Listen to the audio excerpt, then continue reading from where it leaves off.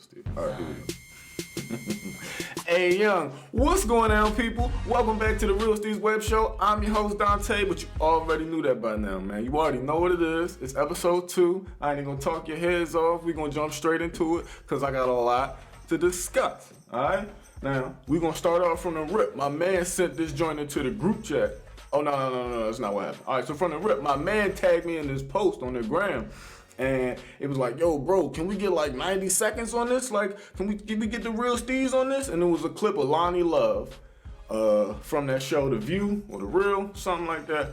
And Loni Love was just on there making black men look terrible, talking about black men they really don't know how to have true, faithful relationships. They think because they have money, because they have power, that they can treat women any kind of way. Loni Love is saying things. And that is something we need to work on. So many cultures, that is the whole machismo thing, like that goes across the board, but I'm gonna say... No, it's not across the board, because what is happening is that we are still dealing with the point of slavery, and we are descendants of slavery, and because our families were broken up, we still do not have an idea of how to have together families, because our families were broken up. Yes, and until we really start... People like Loni Love say shit like that because they haven't seen real black love. They haven't experienced one man being committed to them. A black man who's mature and decided that he's ready to be committed to one woman.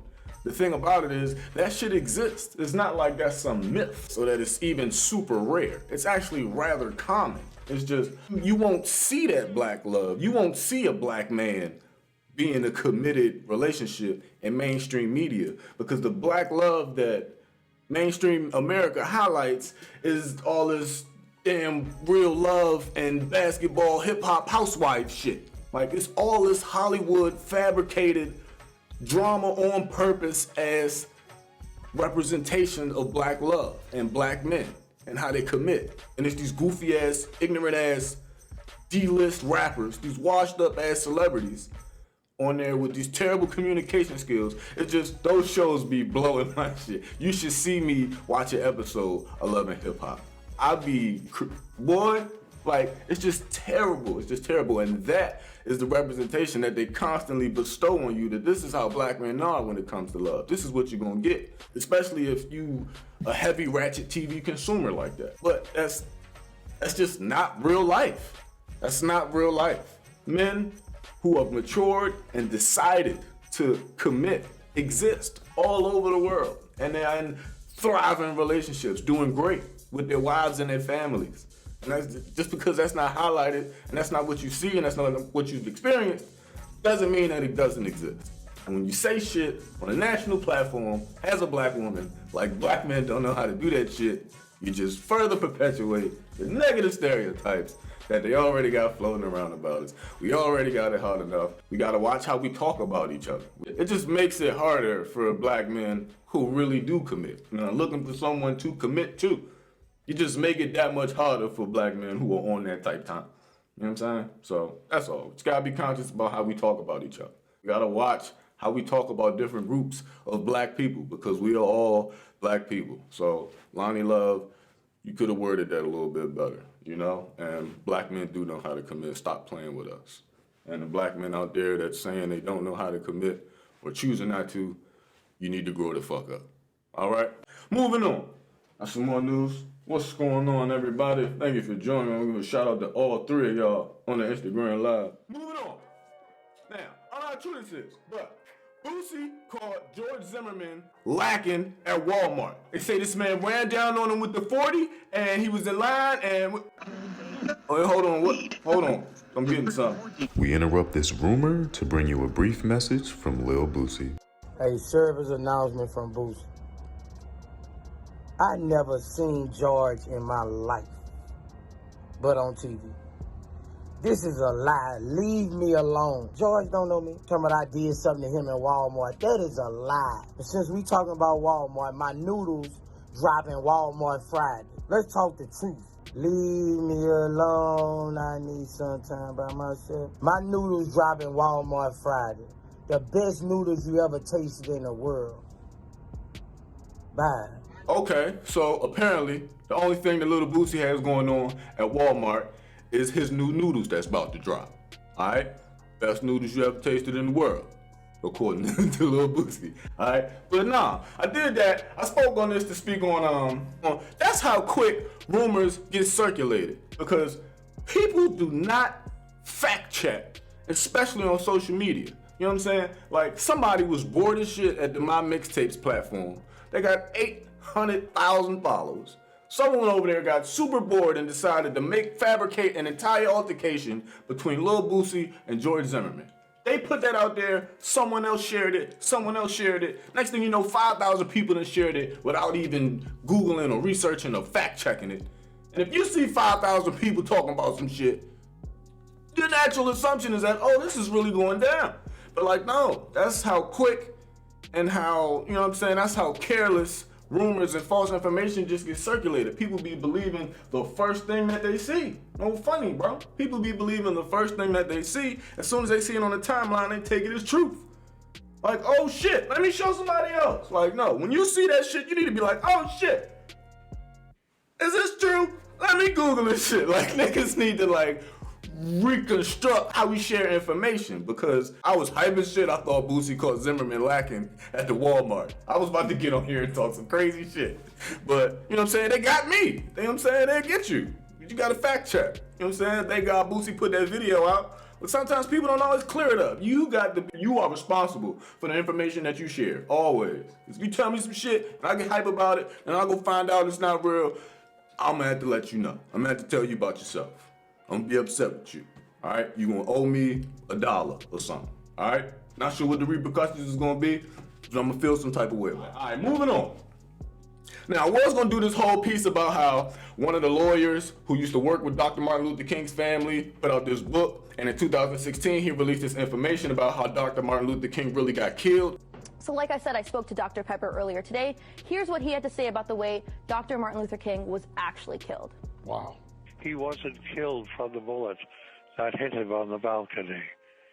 He was taken to the St. Joseph's Hospital, and he was killed in the emergency room of St. Joseph's Hospital by the chief of neurosurgery, Dr. Breen Bland, who came in when they were all working on him in the emergency room, and he said, "Get out of here, let that die." And as they moved out of the room, the last one out was a surgical nurse, Lula Mae Shelby, and when she heard them gathering up spit in their lungs to spit on Martin's body lying on a bed there, then she saw Dr. Bland take the catheters out of Martin's body and take the pillow from under his head and put it over his face and suffocate him. And that's how Martin King died. That's how he was really assassinated. Now, he might have died anyway from the bullet wounds, but he didn't. He was still alive and still breathing. The chief neurosurgeon, he intervened, and he made sure that death would result. Wow. Yeah, Google it. I'll put like links and articles in the description below so that you can look that stuff up on your own. But today is MLK Day. I went on an MLK parade march today, and I got to march with Martin Luther King III and his daughter, which would be Martin Luther King's great-great-great-great-granddaughter or something like that. It's crazy. I didn't even know they was there. I walked 8 blocks with them before I realized I was with Martin Luther King Jr. III and Martin Luther King's great-great-great-great-granddaughter. You know what I'm saying? So that's fire. That was fire. I had a cool experience today. I just wanted to share that with y'all. He gave a nice little speech at the end, you know? Felt like I was, you know? I started looking for German shepherds or something. I thought the man was gonna come shut us down. We was on some shit today for MLK Day, you know what I mean? But nah, that's just one shit that with y'all. Moving on. Okay, got a little question. And y'all watching on my live, y'all can help me out with this too. So pay attention if y'all here. You know what I'm saying? I'm gonna need y'all help with this part. Limits on the first date. All right, I seen something on Twitter and it was like, should there be any limits for the first date? Like, men, how much money, do you have a limit on how much money you're willing to spend? Or like, girls, do you limit how much you know what I'm saying, order? Or are you mindful of that, stuff like that? And I was like, I mean, you know, everyone has their own opinion. Most people are like, you know, don't Don't go nowhere. Don't take nobody to no restaurant that you can't afford. And I definitely respect that. Definitely not taking you to Benihana's if I ain't got the Benihana bands. All right. Yeah, it's all subjective for real. It's really kind of, you know, it all just depends on your personal situation. But I don't know. Me personally, I feel like as a grown man, if you taking out a grown woman, you know what I'm saying, on a grown date, I feel like you should have $100 in your pocket, at least $100 in your bank account that you are prepared to spend on the date. I'm not saying it has to be a $100 date.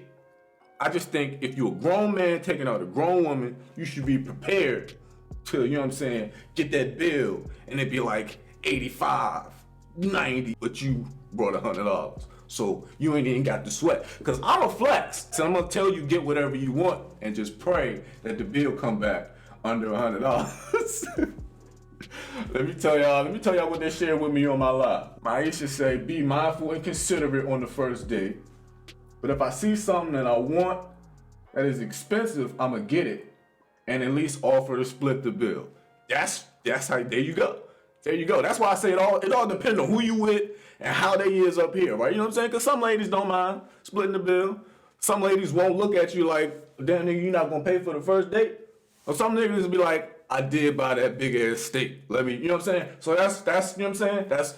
That's what's up on behalf of the women. My man Prophet DMV say a first date could be hitting the joint in the whip. It ain't gotta be going out. That's true. But going out as a man, you gotta be ready to drop some bread. That's all I'm saying. You know what I'm saying? I agree with both of those points. It don't gotta be a dinner date. The first date don't have to involve no money. You can go to the museum for free, or you know what I'm saying? Hit a joint in the whip, you know? But as a man, you should be prepared to drop some bread. This platinum supermodel right here says, me personally, I'ma already had a bankroll on me just in case. You feel me? Like, it all just depends on who you dealing with. Some people, you ain't even gotta worry about the bill. You know what I'm saying? You could be messing with a, you know what I'm saying, with a baller. It's like, nah, but that's good shit though. That's good shit. You should do, it's always nice to know that the lady is prepared. Like, even if you fucking up as a man, you know what I'm saying? That's dope to be a woman that's prepared for that. It's unfortunate that you had to experience that, but it's dope that you was prepared for that. All right? Now, moving on. Speaking of money, rapper Pop Smoke rented a black Rolls Royce for a music video back during Paris Fashion Week. Y'all know how long ago that was. Rented a black Rolls Royce for his music video and drove off with the shit, right? Like, never returned it, changed the tags, tinted the windows, posted it on the gram, flexed in that joint.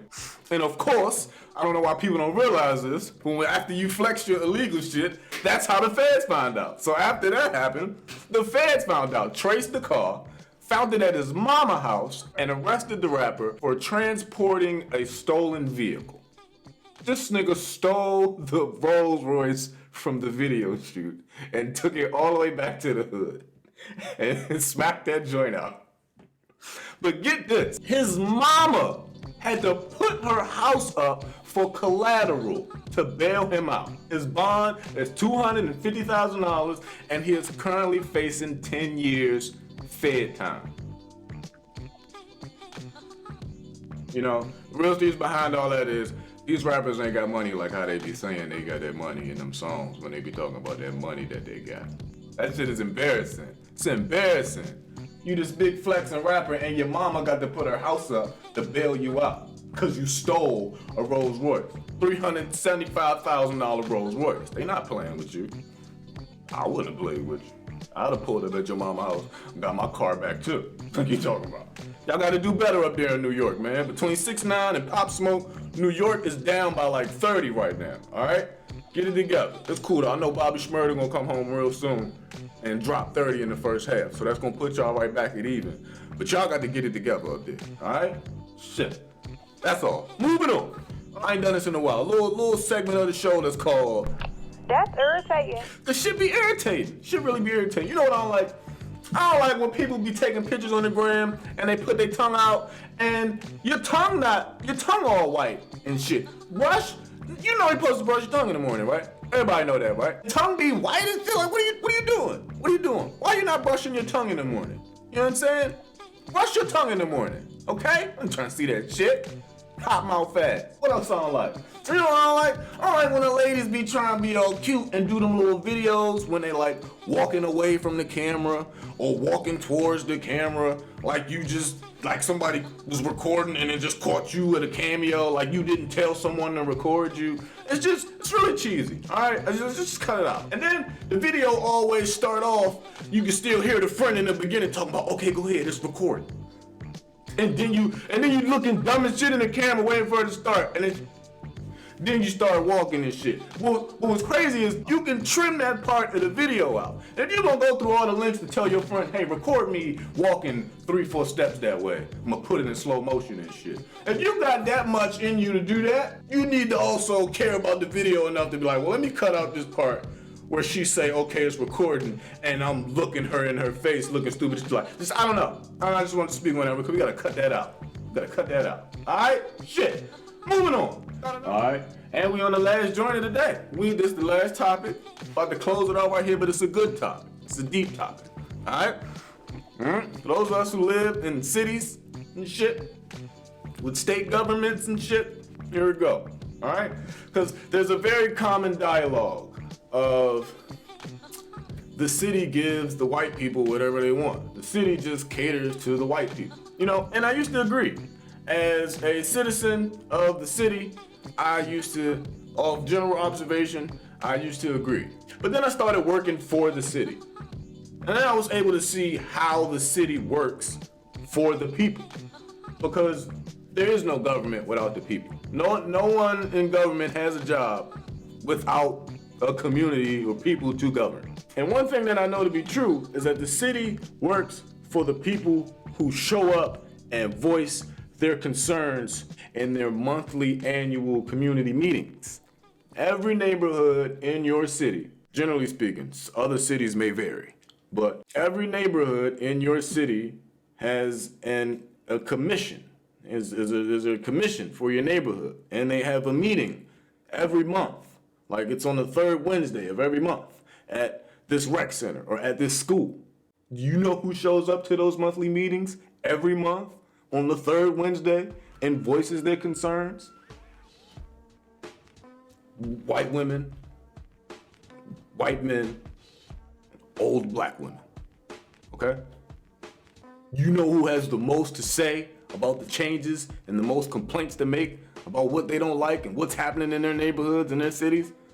Millennials, black people, more black people.